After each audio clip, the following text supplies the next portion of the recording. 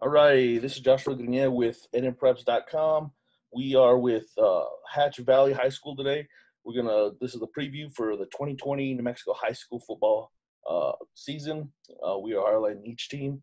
Today we have Coach Howell. Am I saying it correct? Yes, sir. All right, from Hatch Valley. What's the focus for the 2020 Bears this year? Hey, thanks for having me, Coach. This year, I would say our focus is going to be unity from top down, from me all the way down to the ball boy. We kind of struggled with that last year. This year, we're going to be all together. It's going to be all the way down, complete unity. Nice. Who are some of the newcomers on offense? Kind of give us an idea of your offense outlook, key players, newcomers, guys that you're going to be missing this coming season that have graduated. Well, we didn't lose a whole lot, which is good. We lost out of starters, we lost a senior lineman who had been a 3-year starter for us, Angel Marine. We lost a tight end, Derek Garay, who was like our third leading receiver or something last year. But that's pretty much it on offense. We have about every position coming back. We had a lot of linemen who got a lot of reps last year. So we had 5 or 6 linemen that played on Friday nights last year a lot. So it's almost like bringing the entire line back, even though we lost Angel.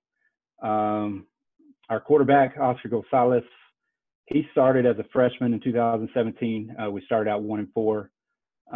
We decided we're going to put him in. With him playing quarterback, we won 7 games in a row. So it worked out. It'll be nice to have him back. Last year we lost him in the silver game. He tore his ACL. So we didn't have him for any district, and we didn't really have a backup. So we struggled. We did a little single wing stuff, just snapped it to our tailbacks and tried to move the ball that way. It didn't work out. I mean, we moved the ball a little bit, but it didn't work out as well as we had hoped. So this year we're happy to have Oscar back. He's going to be a senior. He's ready to lead the team. He says his knee's feeling good. He says he's 100%. We think he's the best player in the state in 3A. And a lot of coaches could probably tell you that they weren't happy that he got hurt, but they liked us better playing without him. Yeah, but he's easier with him not there.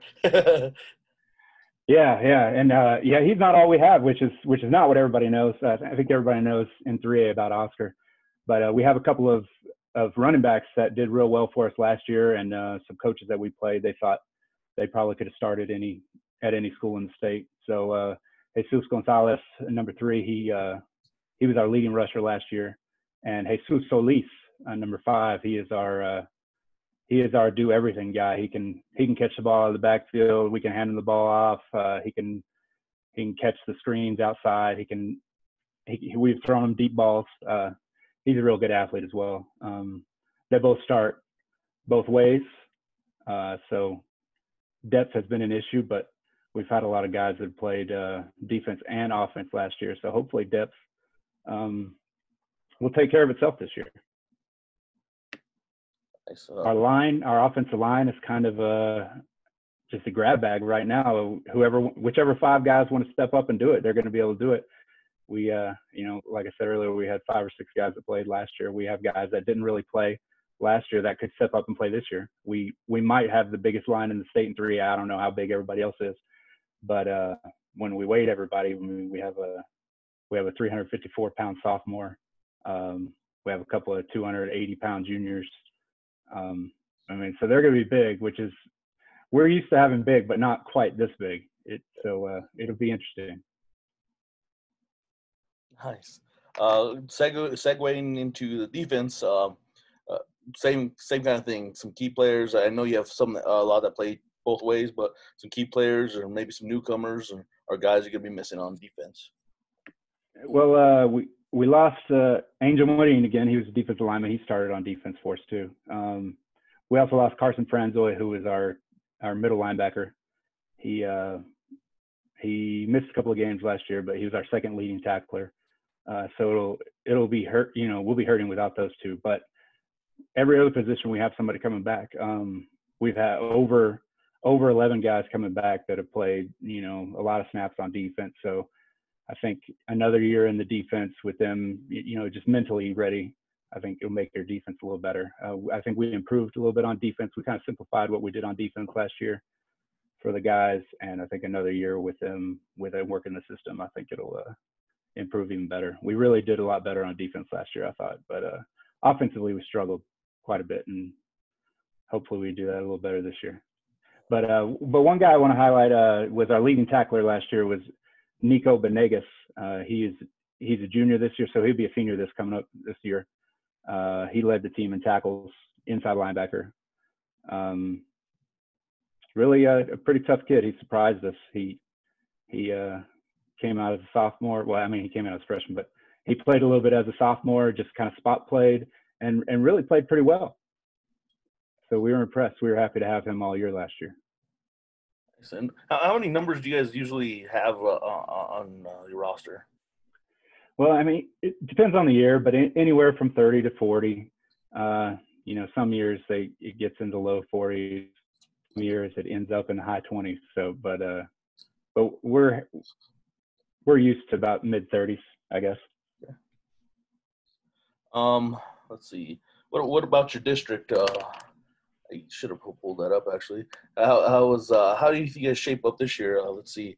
You guys are rolling with so it's kind of the same district for you guys: Cobre, Hot Springs, and Socorro. And I believe Socorro was up there last year, pretty high. How do you think things are shaping up for your district? Right. Yeah, it's the same district we've had, so we'll be familiar with everybody. Socorro is going to be the team to beat. I don't think they've lost a game in district since 2017. And last year, I don't think the games were close. So they have a couple of guys who are really pretty good. Number 1, number 11. They're tough guys to defend. I know they're going to have a new quarterback, but Coach Ocampo will always he could throw somebody in there and take care of it. So they're always tough offensively, and defensively they got a lot better last year. So I know they have some guys coming back, so they'll be the favorite in the district, I'm sure. Cobre, they ended up, let's see, I think I don't remember if they were second or third place last year, but Cobre really surprised some people last year, not us really. But they won a game on the road in the playoffs, and they didn't have a great record regular season. They were 4-6 or 3-7 or something, but went over to Nimby and won first playoff game. So they'll always surprise people. They're always kind of quiet down in Bayard. Not a lot of people see them play. We get to see them a lot though, and we've had some tough games the last few years with them. So they're a good team to beat when you can beat them. Yeah. And then of course Hot Springs will be in there too. They lost a lot of seniors, I hear, but that triple option is tough to defend sometimes. So they'll look to move the ball too. I think they'll have a lot of young guys playing for them. So in a couple of years, if they're not there this year, in a couple of years they may be up there competing. Yeah, that's always seemed like a really tough district because historically, there's always, all 4 teams have been pretty good. I remember when I was in high school, Cobre used to be huge when I was in Grants, and I remember Cobre always having these huge guys. We were in Socorro too. I think that was our district actually when I was growing up, when we were a little smaller. But yeah, it seems like every year one of you guys could just kind of get on a roll and kind of get moving. But yeah, like I kind of agree. Socorro is kind of up there. They've been up there. I didn't notice that stat. They hadn't lost a game in district in that many years, but I think this year it seems like things might be just kind of a grab bag for any of you 4 to kind of take the lead, take the charge. Let's see. Schedule breakdown. Anything new this year or kind of the same? On the schedule?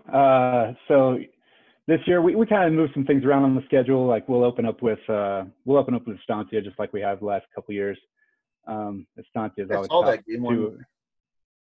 They're always a top 2A team. Then we're gonna go to Silver after that, and Silver used to be in our district, and they were always a fun team to play. They weren't as fun when they were really beating the crap out of us. But the last few years, they've been pretty good games. They beat us last year, 15-8, I think. So it'd be nice to go over there and get a shot to play them again. Yeah. Then we'll play Tularosa, who dropped down to 2A. They have a chance to win the 2A state championship this year, I believe. They're always a tough team. They have tough kids, and they believe in what they do. They're really good defensively, and offensively they're just going to pound the rock at you. We play a couple of Texas teams after that. We play Anthony, Texas, and Mountain View and El Paso, both Texas playoff teams. Then we're going to play Hope Christian at home after that, who won the 3A state championship last year. And then we're going to go to Portales the week after that, who was 4A state champs. And then we start our district, which will be I think we're going to start off with Hot Springs and then Socorro and then Cobre. So all 10 teams we played, or all 10 teams we're going to play, they all made the playoffs last year, which is what we want to do. We want to have a tough schedule. We want to have the toughest schedule in the state. According to Max Preps, their strength of schedule stuff we have the last 2 years. We might have stepped it up a little bit this year too, overall. And that's just what we're going to do. Our goal is to win the last game, and it's not to go 10-1 or 9-2 even. We want to play 13 or 14 games. If it takes 14 games, and we want to win the last one. And we feel like you got to play some tough teams along the way, a lot of tough teams along the way to get you ready for that. Yeah, man, that schedule is just, I'm looking at it now, I'm thinking, man, that is a tough schedule. There's not, sometimes you have that one game. It doesn't seem like there's that one game this year. It's like every day you're going to be ready. When is your bye week looking at this schedule? The bye week will be in between Hope Christian and Portales. Okay, that'll be good. And that's right before district, so that'll be nice. Right. So classification, who are the top teams to watch? Who do you think are the favorites? Is it wide open this year with some adjustments and changes?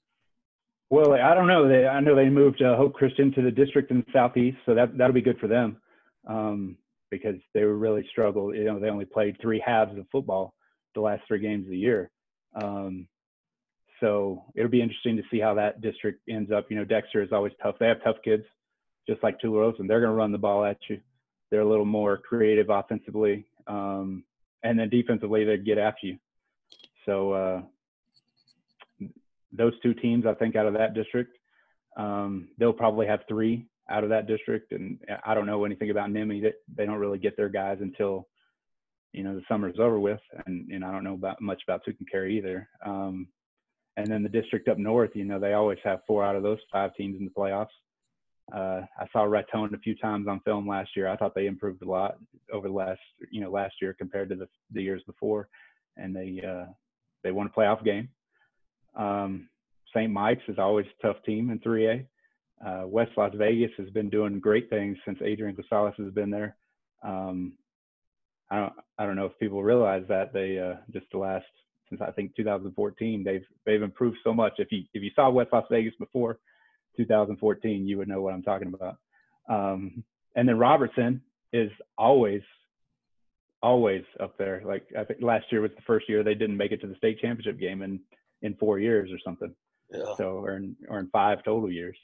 So Robertson is always tough. Coach Gonzalez has those guys believing in whatever. And they don't even have very many kids. They'll have 25 kids. They'll make the state championship game. So numbers aren't really an issue up there. They're tough kids ready to play. The districts in the Northwest, they'll put a team in the playoffs. I don't know a whole lot about those districts individually, really. And then our district, we've been putting 3 teams in the playoffs.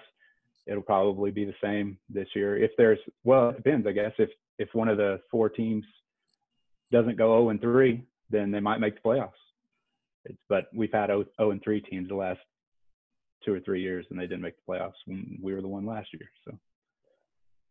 Yeah, I found it was interesting this year. Now that they went to the 5 districts in 3A, they kind of split up what used to be sort of one district with Navajo Prep and Newcomb, Tohatchee, Zuni, and then on the other side, District 5, it looks like it's Cuba, Crown Point through Wingate. So I'm seeing 2 teams out of there, and then the rest will come out of the districts 2, 3, 4. And I agree with you, Robertson. I mean, The coach does a great job up there. Raton, and they were young last year. They're going to be up there too. So it's actually going to be a really fun class to watch this year.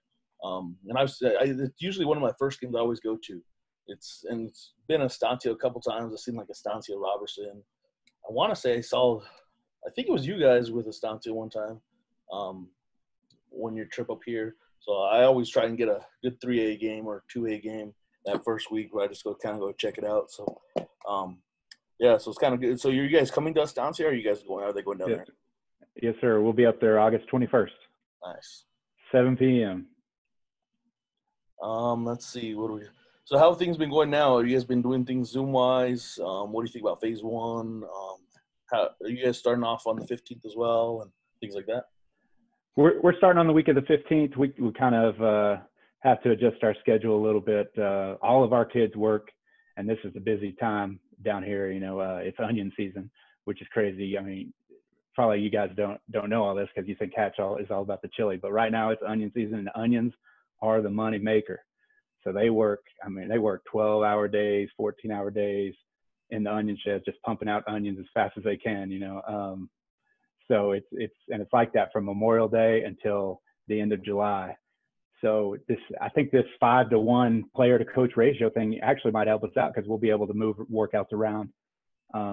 We won't be stuck with one schedule, and we're gonna find some kids that when they work, and we'll say, all right, you 5 are in a group, you're going to this time, and we'll go from there. And as phase 2 comes, we don't know anything about phase 2, so as it comes, we'll adjust. But right now, we're scheduled to start the week of June 15th.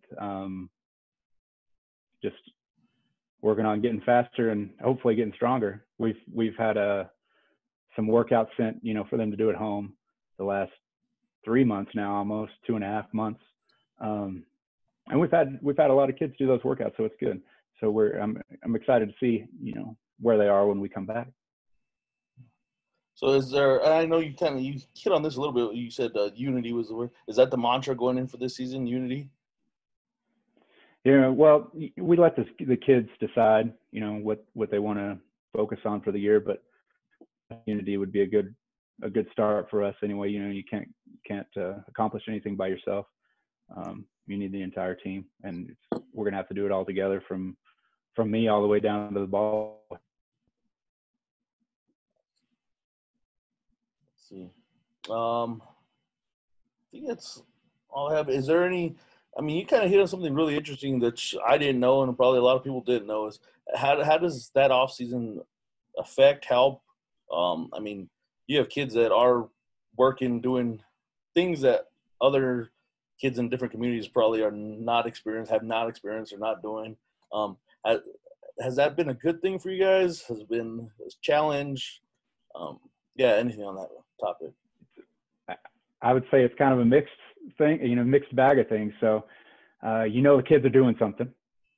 So they're not sitting at home playing video games all the time. And I'm not saying they're not doing that, but they're not doing it all the time.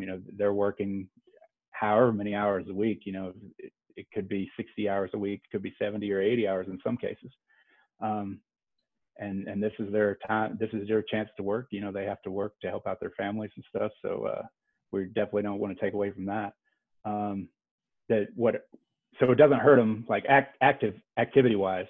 They're at least active. It hurts us a little bit football wise, just because we can't teach as much in the summer as we'd like. But we're just gonna have to be basic from that. We're just gonna have to start basic and build from there. I guess more basic than we have been. The 5 months off from football. What about yourself? Just how have you been handling being indoors? I know it's an adjustment, especially for us coaches. I mean, for myself, I used to leave my house at 5 a.m., home by 11 midnight. Now I'm home all the time, and it's a huge adjustment. What has been kind of keeping you going? I know you have 2 twin, 2-year-olds, almost 3-year-old twins. Yeah, so I have 4 kids at home, and I have 2 kids that are in school, 2 daughters that are in school. They're 11 and 8, and they love school. So them being off from school, they were really hurting. And then we have 2 2-year-olds also. There'll be 3 this week on Thursday. So man, and I didn't have this much gray, a few years ago when we had them. No, I did. I have a lot of gray. But yeah, they're just, I'm almost 40 and chasing around 2-year-olds a lot. They never stop. I mean, we go whenever our kids had T-ball games or whatever outside, it's 102, 105 degrees outside at 6:00 in Hatch, and they would just run from the time we got there until we left. They would just run around the football field and they would never stop. And I'm like, dude, you guys are going to die out here. But yeah, so they never stop. It's crazy. So it's been tough being stuck at home with 4 kids. We've gotten out a few times. Nothing against guidelines, I don't think. Yeah. But not as often as we'd like, and the kids are ready to get out. I'm ready to get out. I'm ready for football season to start. I hope the players are ready for football season to start. I know the coaches around the state are ready for football season to start. So we're ready for them to tell us, all right, you guys go. Let's go. Let's play ball. Yeah. Yeah, I'm with that. I can't wait till the season starts. It's been a huge hit for me. But yeah, I just want to thank you for joining us today. Best of luck this season. I think that's all I have for the day, though. All right. Thank you very much for having me. All right. Thanks, Coach. All right. Go Bears.